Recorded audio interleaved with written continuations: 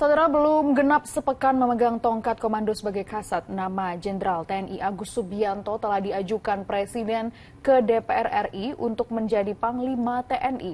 Hal ini mengingat Panglima TNI Laksamana Yudo Margono akan memasuki masa purna bakti akhir November 2023. Posisi Panglima TNI segera berakhir seiring masa pensiun Laksamana TNI Yudo Margono pada 26 November 2023 mendatang.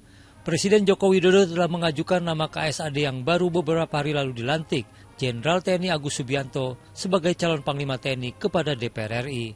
Presiden Joko Widodo juga mengatakan sosok Jenderal TNI Agus Subianto memenuhi seluruh persyaratan, termasuk jam terbang di beberapa bidang, diantaranya bidang teritorial.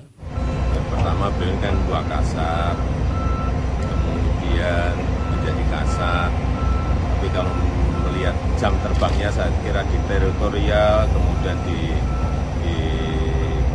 administratif, akademis, semuanya memenuhi semuanya. Berarti KSAD baru ini siapa Pak yang akan menggantikan? KSAD baru yang akan menggantikan Pak Agus? Belum satu-satu.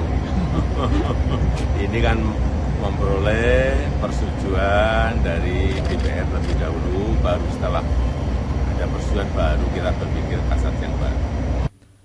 KSAD Jenderal TNI Agus Subianto mengaku belum mendengar kabar diajukan namanya ke DPR sebagai Panglima TNI oleh Presiden. Jenderal lulusan Akmil tahun 1991 itu menyatakan sebagai prajurit siap melaksanakan perintah dan menegaskan loyalitas kepada Panglima tertinggi. Saya sih loyal kepada Panglima tertinggi saya, Presiden. Karena sebelum sini pun saya ditempatkan di mana saya pernah di tim-tim dulu, saya menyelesaikan tim-tim sampai 1999 terakhir itu ya, dulu tahun 1999 itu saya terakhir di sana. Kemudian juga saya pernah ditugaskan di Poso juga, jadi saya sebagai prajurit siap ditempatkan di mana saja. Belum genap sepekan menjabat sebagai orang nomor 1 di lingkungan TNI Angkatan Darat, Jenderal TNI Agus Subianto telah diusulkan Presiden sebagai Panglima TNI. Sesuai prosedur, Presiden telah mengajukan nama calon Panglima TNI 20 hari sebelum Laksamana Yudo Margono memasuki masa purna bakti. Perjalanan karir Jenderal kelahiran Cimahi, Jawa Barat 5 Agustus 1967 ini cukup bersinar.